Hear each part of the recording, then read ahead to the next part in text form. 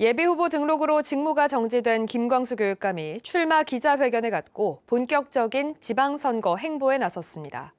교육정책의 새로운 변화보단 지난 4년의 변화를 완성하겠다며 지지를 호소했습니다. 권혁태 기자가 보도합니다.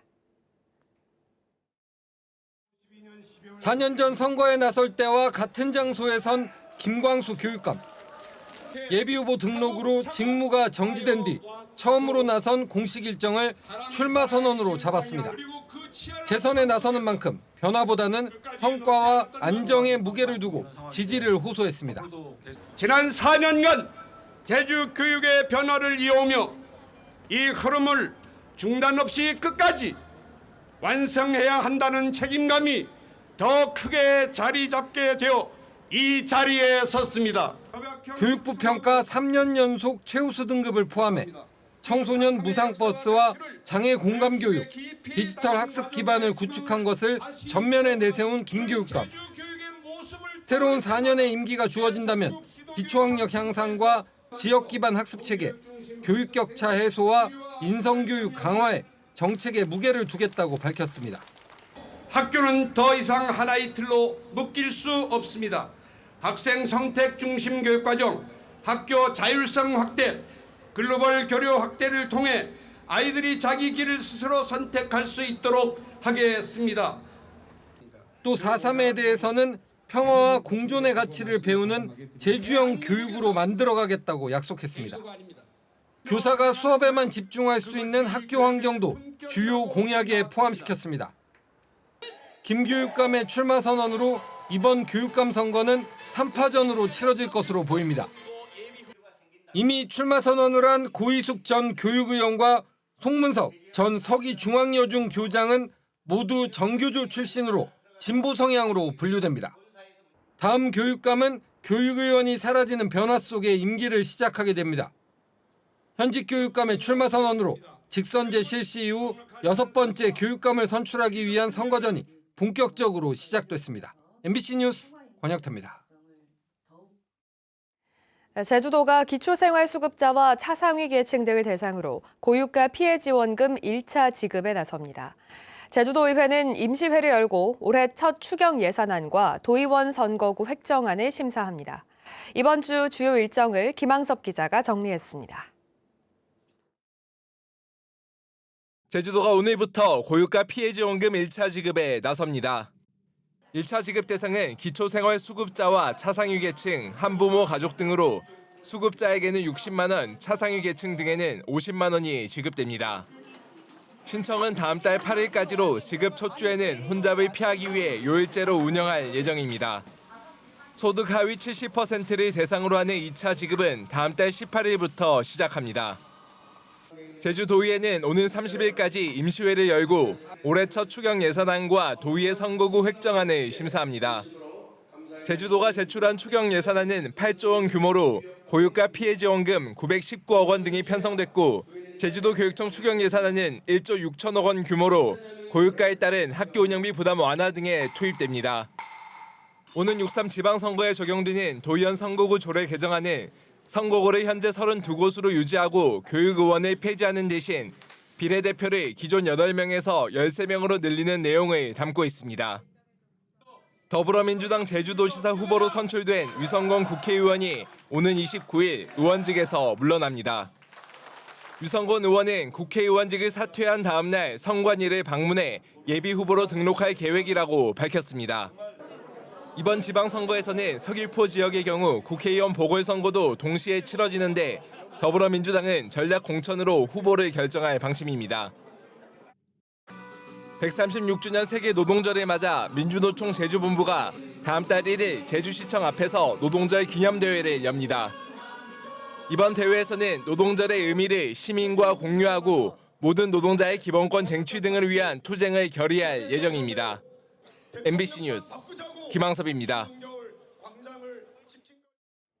김한근 제주시장이 소유한 농지 옆으로 도로 확장 사업이 진행돼 이해충돌 여부가 논란이었는데요. 제주도 감사위원회가 조사에 착수했지만 조사 의뢰나 처벌 결정을 결국 행정이 해야 해 부실 조사에 대한 우려가 나오고 있습니다. 현행법의 맹점을 홍수현 기자가 취재했습니다.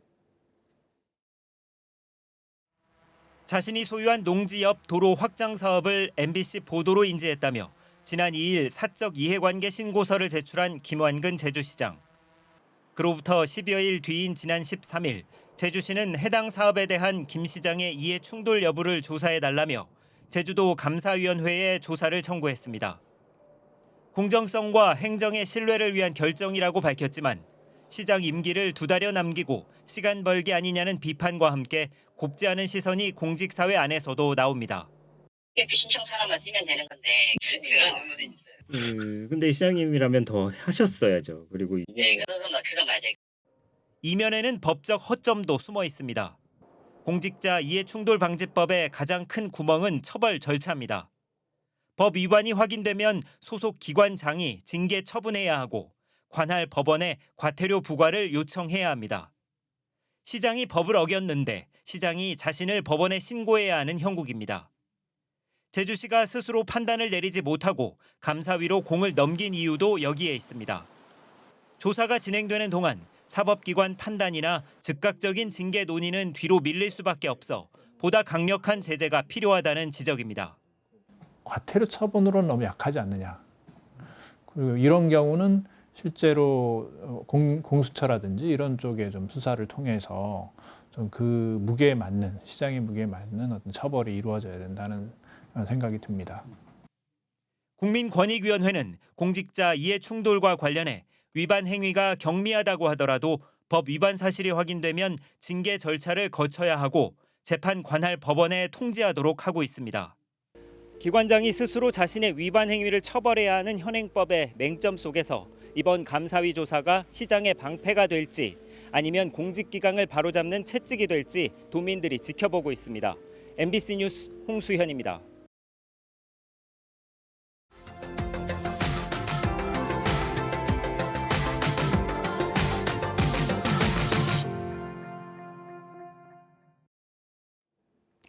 참 진드기는 중증 열성 혈소판 감소 증후군 SFTS를 일으키는데요.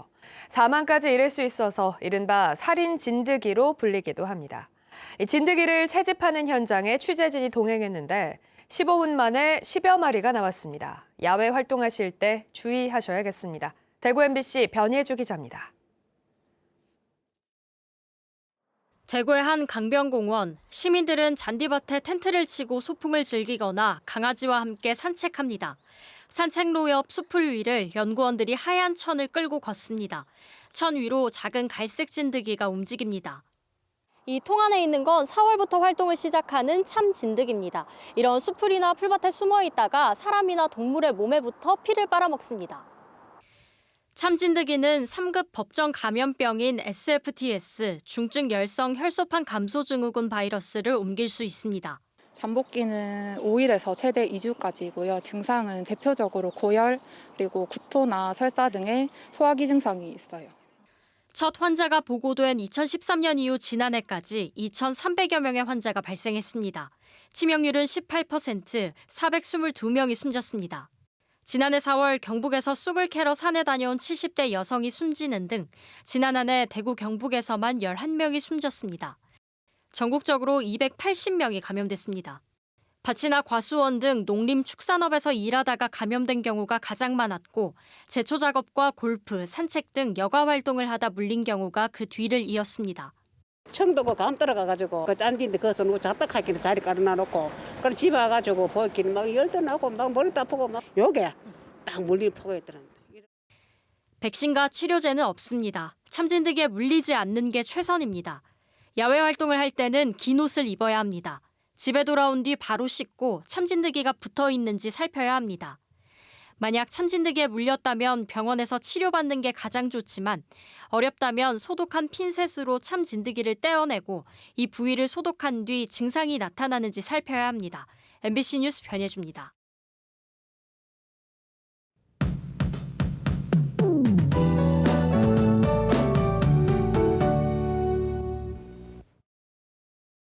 네, 4월 마지막 주입니다. 낮 기온은 점점 오르고 있는데요. 그러다 보니 아침과의 차이가 큽니다. 구도 안팎으로 벌어지는 일교차에 옷차림 신경 써주셔야겠습니다. 한편 내일과 모레 낮 기온은 평년보다 2에서 3도가량 낮을 것으로 예상되는데요. 강한 바람이 살펴지지 않아서 큰 추위는 없겠습니다. 현재 전국 공항에 발효 중인 경보도 없고요. 항공기 비정상 운항 가능성도 낮은 상태입니다. 제주공항의 시정은 10km 이상으로 좋습니다. 오늘 하늘은 대체로 맑겠고 오후부터는 차차 흐려지기 시작할 텐데요. 원활한 공기의 확산으로 오늘 제주의 대기질은 좋음에서 보통 단계를 유지하겠습니다. 이어서 자세한 지역별 날씨 살펴보겠습니다. 현재 기온은 북부 12도, 동부와 남부 14도, 산지는 8도로 출발하고 있고요. 오늘 낮 최고 기온은 동부와 북부, 남부 모두 20도까지 오르겠고 서부 지역이 19도까지 예상되고 있습니다. 이어서 도서 지역입니다. 가파도와 마라도의 낮 최고 기온이 20도까지 오를 것으로 보이면서 온화하겠습니다. 이어서 바다 날씨입니다. 현재 발효 중인 특보도 없고요. 물결 또한 1.5m 이내로 잔잔하게 일고 있습니다. 오늘 항해와 조업하기 무리 없을 것으로 보입니다. 이번 주 목요일까지는 고기압의 영향권에 들겠습니다. 공휴일인 금요일에는 맑은 하늘이 예상됩니다. 날씨였습니다.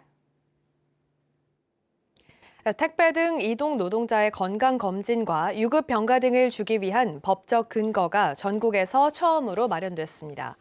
제주도가 입법 예고한 이동 노동자 복리 증진을 위한 조례 개정안에는 이동 노동자를 산업재해보상보험법상 노무 제공자로 구체화해 이들에 대한 건강검진비와 유급 병가비 지원 근거를 담았습니다. 그동안 이동 노동자는 건강검진을 받으면 급여를 못 받아 검진을 피하는 경향을 보여왔습니다. 제주 지역에 설치된 풍력 발전기들이 설계 수명에 도래하면서 교체 방안이 추진됩니다. 제주도에 따르면 현재 가동 중인 풍력 발전기 146기 가운데 10기가 설계 수명 기한 20년을 넘었고 이 중 행원단지 5기는 가동을 중단했습니다. 특히 2017년 국내 최초로 상업운전을 시작한 탐라해상풍력은 최근 지구지정 기한이 2037년까지 연장됐는데 제주도는 노후 발전기 결함과 안전사고 위험을 막기 위해 교체 방안 등을 추진할 예정입니다. 도민들을 대상으로 하는 인공지능 디지털 배움터가 운영됩니다. 제주도는 제주시청 별관과 서귀포시 노인복지회관, 서귀포 중앙동 우체국에 거점센터 3곳을 마련하고 인공지능에 대한 이해와 실생활 활용 교육을 실시합니다. 교육은 거점센터 집합교육과 도내 곳곳을 찾아가는 파견 교육 방식으로 이루어지며 스마트폰 활용과 키오스크 이용 등 디지털 이용 교육도 함께 실시됩니다. 분산에너지 실증을 위한 핵심 사업이 본격적으로 실시됩니다. 제주도는 98억 원 규모의 가상발전소 기반 전기차 양방향 충전 사업을 기후에너지 환경부에 신청했습니다. 또 전력계통 안정성 확보와 에너지 유연성을 확보하기 위해 연내 완공을 목표로 400메가와트 규모의 에너지 저장 장치를 설치하고 기존에 구축된 저장 장치들과 연동한 시범 운영도 실시할 방침입니다. 재생에너지를 기반으로 한 인공지능 데이터 센터 구축이 추진됩니다. 제주도는 제주권 인공지능 대전환 사업으로 재생에너지 기반의 그린 인공지능 데이터 센터와 우주, 바이오 특화 산업, 전문 인력 양성센터 구축 등을 추진하기로 했습니다. 이를 위해 상반기 안에 관련 기관과 협약을 체결하고 세부 사업기획 용역을 시작해 초기 사업 준비를 마무리할 방침입니다. 제2회 제주도 장애인 체육대회가 사흘간의 일정을 마무리하고 폐막했습니다. 이번 대회에서는 수영에서 탐라중학교 배민준 선수가 대회 신기록을 세우며 2관왕을 차지해 대회 최우수상을 수상했고 제주시 우수선수상에는 여정아, 서귀포시 우수선수상에는 한가람 선수가 선정됐습니다. 지난 24일부터 서귀포에서 열린 이번 대회에는 선수와 임원 2천여 명이 참가해 24개 종목에서 기량을 겨뤘습니다. 이번 더불어민주당 도의원 후보 경선에 가장 많은 5명의 후보가 출마했던 연동갑 선거구에 양영식 현 도의원이 후보로 선출됐습니다. 더불어민주당 제주도당은 연동갑 선거구 후보를 선출하기 위한 결선 투표 결과 양영식 후보가 강권종 후보를 누르고 1위를 차지해 이번 지방선거에 후보로 선출됐다고 밝혔습니다.